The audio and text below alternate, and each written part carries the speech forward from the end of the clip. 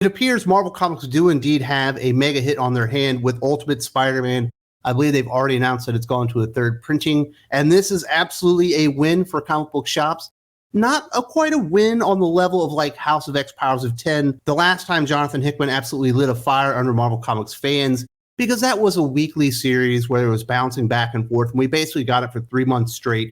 And the sales and the interest and the enthusiasm grew every single week. That's not exactly what Ultimate Spider-Man is going to be. It's going to be a monthly book. We do have more books coming out in this Ultimate Universe, which I'll talk about here in a few minutes. So while it's probably not quite the enormous win that House of X Powers of 10 ended up being, it's still an awesome start and really great news for comic book shops who definitely need to bring in some money right now. I do think there's one thing.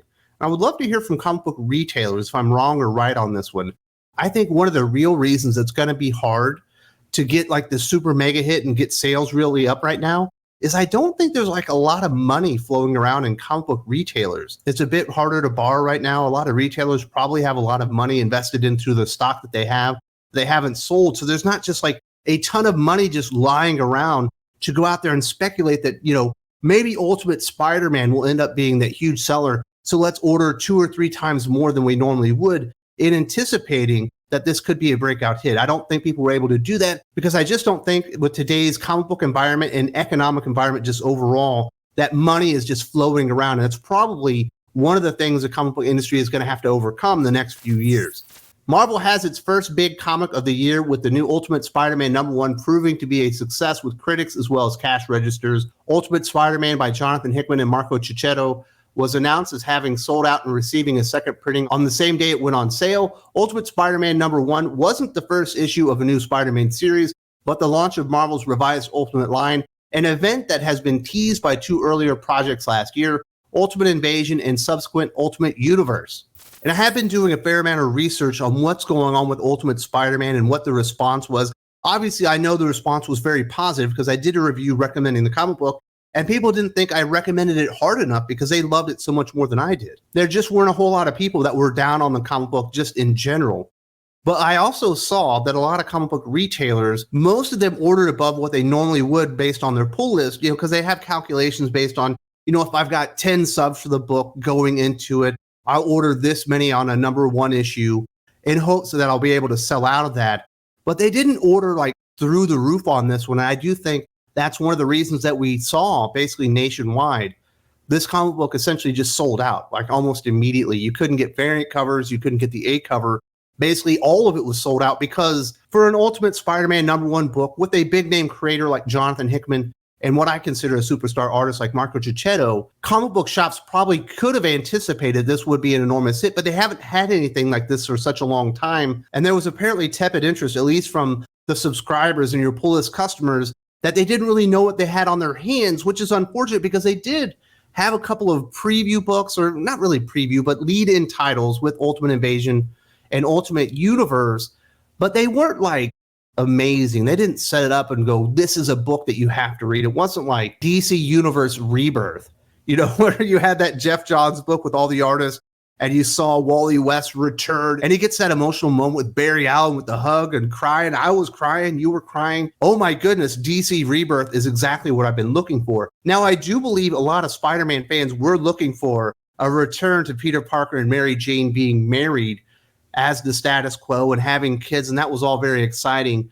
but I don't think they really got the word out enough or really built that anticipation with the lead-in books, which kind of in turn led to softer pre-orders for sub and pull customers and whatnot. And therefore comic book shops really weren't able to order enough to fulfill all the interest, especially once you got the word of mouth and the Spider-Man fans saying, hey, listen, this is exactly what I've been wanting. You wanted this, I wanted this. They actually did it. You didn't pick up the comic book yet. You better get there now. And next thing you know, within 24 hours, the book just isn't available, which is, you know, obviously good news. But you do wish a lot of these retailers would have been able to order higher on it based on their sub pulls and all that stuff, and maybe just having more cash available to them. Unfortunately, that was not the case, but it does not seem to be slowing Ultimate Spider-Man down and the success.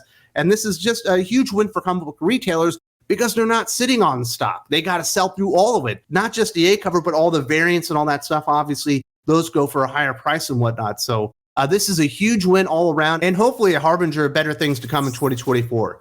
How well did the issue sell? Well, it took up an impressive 8 of the top 10 sales slots on Cover Price's tracking of the week's comic sales activity, thanks to the multiple variant covers available for the issue, with an aftermarket online sales bump of 340% for the primary cover by the end of the week. And you don't normally see that kind of bump on the primary cover, the A cover, because normally there are so many more of those out in the wilderness for people to discover and just buy them at Cover Price. But obviously there was an enormous interest and people weren't able to get them from the comic book shops. They were having to go on eBay and maybe Whatnot and places like that and having to pay well above Cover Price just to get their hands on the A cover. And obviously you end up with 8 of the top 10 selling comic books of the week being Cover Price because the massive amount of variant covers, which you would expect. And hopefully they do have good variant covers for the next few issues as well, because I do not see this interest in Ultimate Spider-Man dying down, because you do have an A-list writer on it. You do have an A-list comic book artist on it. And you do have a version of Spider-Man that people have been clamoring for years. People have been telling Marvel Comics, not only, via social media, but in their letters pages and everything, like, we want Peter Parker and MJ back together. And they never want to do that. They finally give it to you. And shockingly, it ends up being this enormous hit that's generating all this interest and enthusiasm, which we really haven't had at Marvel Comics for like 4 years now. Trust me, I know. I wish we had this enthusiasm all the time, because I want to talk about it on the channel and I want to get people excited about comic books. And I'm very happy Marvel Comics finally decided to throw me a bone here and give us something very positive to talk about. Ultimate Spider-Man was notably a far bigger success than either Ultimate Invasion or Ultimate Universe, a fact that's likely come as a significant relief to everyone involved in their production. The final issue of Ultimate Invasion, for example, didn't even place on the top 50 selling issues in the month of its release, according to retailer estimates, and after its debut issue generated little conversation in fan circles. And it is very unfortunate that Ultimate Universe and Ultimate Invasion didn't generate that interest, didn't hype the fans up, kind of like a DC Universe Rebirth that I just talked about here a little bit earlier, that was showing fans you're going to get exactly what you wanted. Me personally, I definitely would have had some images of Peter Parker, Mary Jane with kids in Ultimate Universe #1, just to let them know, just have Iron Lad Tony Stark looking at a monitor with Peter Parker with his family going, hey, he's supposed to be a superhero. And he's the first one that I'm going to, kind of unlock and give his origin back to, and let people get really excited. Because I think that one page, even if it was one page, would have got fans over the moon and really anticipating this. Another thing that was really working against what Jonathan Hickman and Marvel Comics were trying to build with Ultimate Spider-Man #1, I think the first issue of Ultimate Invasion was like $9. And this is when they did like the $9 or $10 first issue of Gods or whatever, because it was double sized and it's Jonathan Hickman. So let's bend everybody over and overcharge him for comic books. And there are tons of graphs and data pages and stuff in it. And I don't think it left people with a good taste in their mouth. Like, it was kind of exciting in House of X Powers of 10 because it was adding to the storytelling. Ultimate Invasion just wasn't that. Neither was Ultimate Universe. They were perfectly fine, like little tasters of what's to come, when everyone really wanted to know that the main event was right around the corner. And that was Ultimate Spider-Man. Instead, in Ultimate Invasion, they're more focusing in on the Maker, which is an interesting version of the character, obviously created by Brian Michael Bendis, Mark Miller, and a couple of other guys, this corrupted version of Reed Richards that wants to get rid of superheroes, which is also very much in line with what the Miller World universe established and wanted or whatever. There's a lot of ideas that Jonathan Hickman is borrowing from for his Ultimate Universe, which I think was a good idea because obviously Miller World succeeded and Wanted was a big success and all that kind of stuff.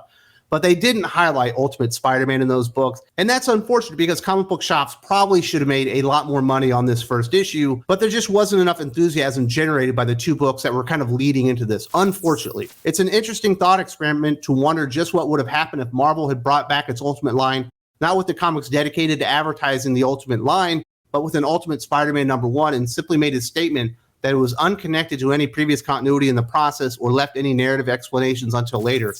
Ultimate Spider-Man #1 reads like a 0 issue, and that probably should have been the beginning of the Ultimate Universe that Jonathan Hickman's doing. I know that he likes world building and he likes building, big concepts and laying them out there, and kind of slow rolling them out. People really just wanted Peter Parker and MJ back together and to have, a readable version of Spider-Man, because Amazing Spider-Man just hasn't been good. Go read Gang War. It's not a very good book. Go read the stories leading up to it. There was a couple of good stories in the beginning with Tombstone or whatever, but ever since then, it's either been bad or just flat on the best weeks. And I think people have been, craving a very good Spider-Man comic book. Now, will they be able to catapult off the success in this Ultimate line? I'm more skeptical on that. I don't think this is a situation like House of X Powers of 10 where everybody was super excited for the relaunch of this X-Men universe because of what Jonathan Hickman had done leading up to it. We do have Ultimate Black Panther coming up from Brian Hill, a writer that I personally like, but he's never been a big seller. We do have Stefano Caselli on there, who's an awesome artist, and I'm looking forward to the book, but I don't think the reaction is going to be anything like Ultimate Spider-Man. I hope that it is, but I don't see that happening. Then we have Ultimate X-Men from Peach Momoko writing and illustrating that one. And while I do enjoy Demon Days and Demon Wars, and a lot of people are Peach Momoko variant cover collectors and stuff, and they probably haven't seen her do a whole lot of interiors or certainly storytelling, she does have a very distinct style that might not be so accessible to longtime comic book readers who I think are a lot of the people that came back for Ultimate Spider-Man #1. And it might seem just a little bit too experimental or just a little bit too different for them to want to jump in on that Ultimate X-Men. And it doesn't appear you're really going to have any X-Men characters that are like mainstays that you would associate with the team. There's going to be a version of Armor, we know that. But like we know Storm is going to be in Ultimate Black Panther. I imagine Wolverine shows up, but is he going to be Logan kind of thing? So I do think people will be very skeptical on that. And the other book that we do know about with very limited information is that the Ultimates will relaunch with Dennis Camp. And while I do think of the writers who haven't gotten a big chance at Marvel Comics that have shown some possibility of being better writers in the future, Dennis Camp is probably the guy that hasn't gotten that big break, and it's probably going to be a good book. He's not a big name either. It all kind of depends on the artist and what the reception is, but they're not exactly loading up this Ultimate Spider-Man line with huge name, huge selling creators all at the exact same time. We do have Stefano Caselli, great artist on Black Panther. We do have Peach Momoko, a known seller as far as variant covers, but I don't think Demon Wars and Demon Days, when she did interiors and storytelling, were consistent top 20 sellers, when they came out and stuff like that. So it should be very interesting. Not everyone is on board with the reason people loving Ultimate Spider-Man #1 being the return of Peter Parker and MJ. This is what David Harper of Skitch.com had to say. The low-hanging fruit point to make is because Marvel finally gave fans what they wanted. Their idea was that Peter Parker and Mary Jane Watson should be together, married with kids even, and if that happened, the comic would be a sensation. This is proof of that concept, right? I don't necessarily think so. And I think that is just pie-in-the-sky thinking right there. People have been clamoring for this. They've been begging Marvel Comics to undo One More Day. They want Peter Parker and Mary Jane back together. That's one of the reasons people forgave Nick Spencer for Secret Empire. We're reading his Amazing Spider-Man because he certainly was trying to get MJ and Peter Parker back together. I remember Peter Parker having an engagement ring in his pocket, but never popping the question because Nick Spencer obviously left Spider-Man earlier than that to go do Substack or whatever. We never really got this, and I think Spider-Man fans have had the blue balls over having Peter Parker and MJ back together for so long. They finally got it. They showed up in mass and said, yes, I want to support this book. I do think Marvel Comics giving fans what they want is a good thing. And David Harper is kind of coming off as an idiot here. Oh, it's not that. It's just there was word of mouth. There was word of mouth that Peter Parker and MJ were back together. And this is exactly what comic book fans have been wanting for years. And they finally got it and they decided to support it. And hopefully Marvel Comics and DC Comics and all these publishers learn a lesson that actually giving fans what they want isn't the worst idea in the world. Good stories, good characters, actually getting to see them grow up and develop over time and really change into fully functional adults is what people want. People don't want Peter Parker sleeping on a booty call's couch with the feminist agenda t-shirt on. They want to see him with Mary Jane, with kids, with his superpowers, helping people as a fully functional adult. And it's nice to finally see somebody grow the character up and give people what they want. And I think this is a huge win, not only for Marvel Comics, not only for Spider-Man fans, but enormously a huge win for comic book retailers. And they certainly could use it the most out of all of us. So I'm very happy about that. If you would like more comic book coverage, more comic book news and reviews and all that stuff, I do invite you to go check out the Patreon. 8 hours of original content in podcast form, mostly over on the Patreon. There's a link in the video description. You get comic book reviews, pop culture content, solicitation analysis, all that kind of good stuff is exclusive to the Patreon. Definitely check that out for more comic book coverage.